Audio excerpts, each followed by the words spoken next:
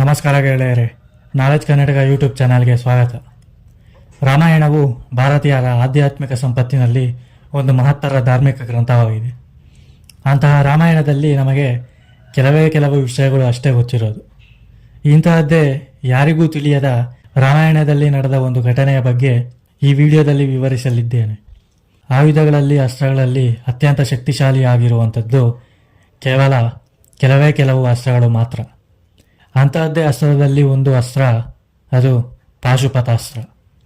ಇದರಿಂದ ಸಂಪೂರ್ಣ ಸೃಷ್ಟಿಯನ್ನು ಒಂದೇ ಕ್ಷಣದಲ್ಲಿ ನಾಶ ಮಾಡಬಲ್ಲ ಶಕ್ತಿ ಇದಕ್ಕೆ ಇದೆ. ಇನ್ನು ಪರಮೇಶ್ವರನು ಸಹ ತನ್ನ ಮೂರನೇ ಕಣ್ಣನ್ನು ತೆರೆದು ಸೃಷ್ಟಿಯನ್ನು ನಾಶ ಮಾಡಬಲ್ಲ ಶಕ್ತಿಯನ್ನು ಹೊಂದಿರುವವನು. ಅಂತಹ ಪರಮಶಕ್ತಿಶಾಲಿಯಾದ ಪರಮೇಶ್ವರನಿಗೆ ಎದುರು ನಿಂತು ಯುದ್ಧ ಮಾಡಿದ ಶಕ್ತಿಶಾಲಿ ಯಾರು ಗೊತ್ತಾ? ಅವನೇ ವಿಷ್ಣುವಿನ ಅವತಾರವಾದ ಶ್ರೀರಾಮಚಂದ್ರ. ಆದರೆ ಇಷ್ಟಕ್ಕೂ ಶ್ರೀರಾಮನು ಶಿವನೊಂದಿಗೆ ಯುದ್ಧ ಯಾಕೆ ಮಾಡಿದ? ಅವರಿಬ್ಬರ ನಡುವೆ ಯುದ್ಧ ಏಕೆ ಆಯಿತು? ಶಿವನಿಂದ ಪಡೆದ ಪಾಶುಪತಾಸ್ತ್ರವನ್ನು ಶ್ರೀರಾಮನು ಶಿವನ ಮೇಲೆಯೇ ಪ್ರಯೋಗಿಸಿದ್ದು ಯಾಕೆ? ಇವೆಲ್ಲದನ್ನು ತಿಳಿಯಬೇಕೆಂದರೆ ಈ ವಿಡಿಯೋವನ್ನು ಎಲ್ಲಿಯೂ ಸ್ಕಿಪ್ ಮಾಡದೆ ಕೊನೆಯವರೆಗೂ ನೋಡಿ.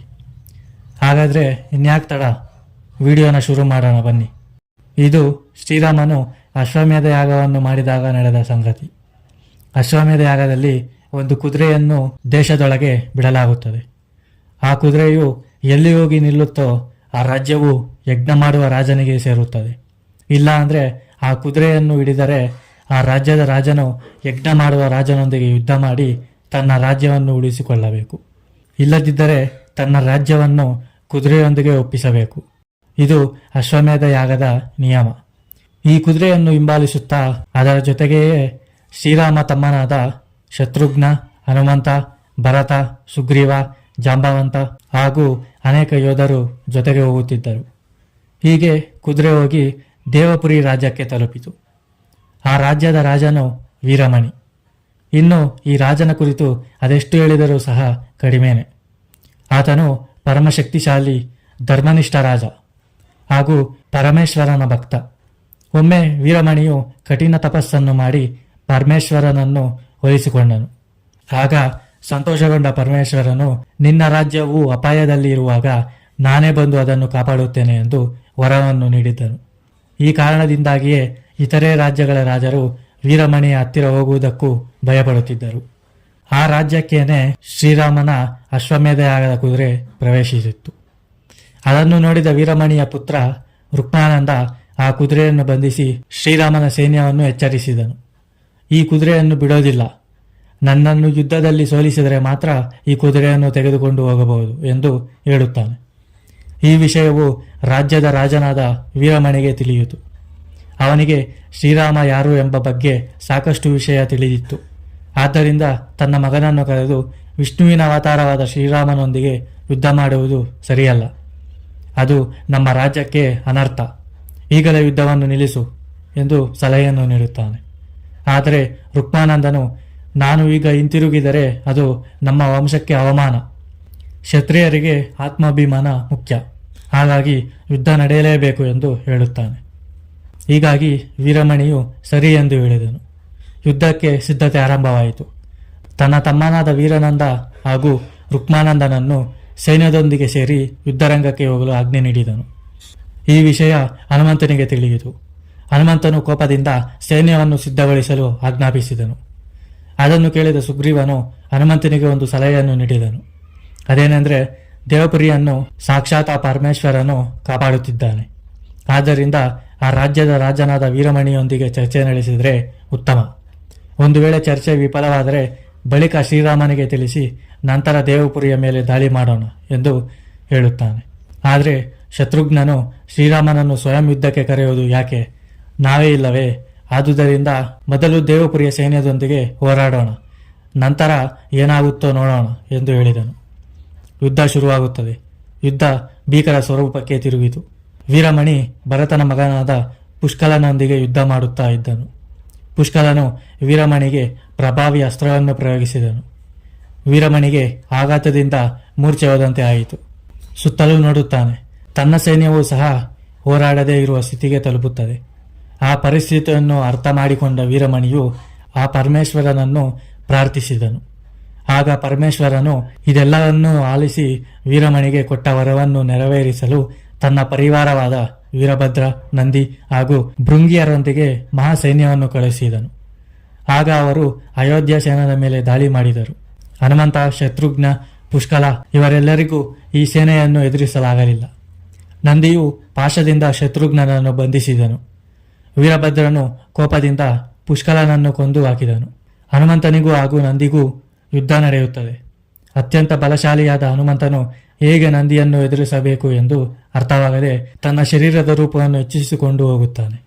ಇದನ್ನು ನೋಡಿದ ನಂದಿಯು ಏನನ್ನೂ ಮಾಡದೆ ಪಾಶುಪತಾಸ್ತ್ರವನ್ನು ಪ್ರಯೋಗಿಸಿತು. ಆಗ ಹನುಮಂತನು ಮೂರ್ಛೆಗೊಂಡು ನೆಲಕ್ಕೆ ಬಿದ್ದನು. ಅಯೋಧ್ಯ ಸೈನ್ಯದ ಸೈನಿಕರು ಸಹ ಸೋಲುತ್ತಾ ಬರುತ್ತಾರೆ. ಇದರಿಂದಾಗಿ ದೇವಪುರ ಸೈನ್ಯದಲ್ಲಿ ಹರ್ಷವೊಂದು ಬರುತ್ತದೆ. ನಿರುತ್ಸಾಹಗೊಂಡ ಸೈನಿಕರು ಎದ್ದು ಅಯೋಧ್ಯ ಸೈನ್ಯದ ಮೇಲೆ ದಾಳಿ ಮಾಡಲು ಆರಂಭಿಸಿದರು. ಇಡೀ ಅಯೋಧ್ಯ ಸೈನ್ಯವು ಸೋಲುತ್ತಾ ಹೋಗುತ್ತದೆ. ಆಗ ರಾಮನಿಗೆ ಈ ಸುದ್ದಿ ತಲುಪುತ್ತದೆ. ಆಗ ಶ್ರೀರಾಮ, ಲಕ್ಷ್ಮಣ ಹಾಗೂ ಭರತ ಯುದ್ಧಭೂಮಿಗೆ ಬಂದರು. ಪುಷ್ಕಲನ ಶವವನ್ನು ನೋಡಿ ಭರತನು ಕುಸಿದು ಬಿದ್ದನು. ರಾಮನಿಗೆ ತೀವ್ರ ಕೋಪ ಉಂಟಾಯಿತು. ವೀರಭದ್ರ, ನನ್ನ ಮಗನನ್ನು ಕೊಂದ ನಿನ್ನನ್ನು ಸಾಯಿಸದೆ ಬಿಡನು ಎಂದು ಭರತನು ಹೇಳುತ್ತಾನೆ. ನಂತರ ರಾಮನು ಶಿವನ ಸೈನ್ಯದ ಮೇಲೆ ದಾಳಿ ಮಾಡಿದನು. ಶಕ್ತಿಶಾಲಿಯಾದ ಆ ಸೈನ್ಯವನ್ನು ಸೋಲಿಸಲಾಗದೆ ರಾಮನು ತನ್ನ ದಿವ್ಯಾಸ್ತ್ರಗಳನ್ನು ಬಳಸಿದನು. ನಂದಿ, ವೀರಭದ್ರ, ಭೃಂಗಿ ಎಲ್ಲರನ್ನೂ ಮೂರ್ಛೆ ಹೋಗುವಂತೆ ಮಾಡಿದನು. ಇದನ್ನು ನೋಡಿದ ಇತರೆ ಶಿವನ ಸೈನ್ಯವು ಪರಮೇಶ್ವರನನ್ನು ಪ್ರಾರ್ಥಿಸಿದರು. ಅವರೆಲ್ಲರೂ ಕಷ್ಟದಲ್ಲಿರುವುದನ್ನು ಅರಿತ ಶಿವನು ಕೋಪದಿಂದ ತಾನೇ ಯುದ್ಧ ನಡೆಯುವ ಸ್ಥಳಕ್ಕೆ ಬಂದನು. ಒಂದು ಕಡೆ ಆ ಮಹಾಶಿವನು, ಮತ್ತೊಂದು ಕಡೆ ವಿಶ್ವಸ್ವರೂಪನಾದ ಶ್ರೀರಾಮಚಂದ್ರ. ಶಿವನನ್ನು ನೋಡಿದ ರಾಮನು ತನ್ನ ಅಸ್ತ್ರಗಳನ್ನು ಕೈಬಿಟ್ಟು ಶಿವನಿಗೆ ನಮಸ್ಕರಿಸಿದನು. ಪರಮೇಶ್ವರ, ನಿನ್ನ ಕೃಪೆಯಿಂದಲೇ ನಾನು ರಾವಣನನ್ನು ಸಂಹರಿಸಿದೆ.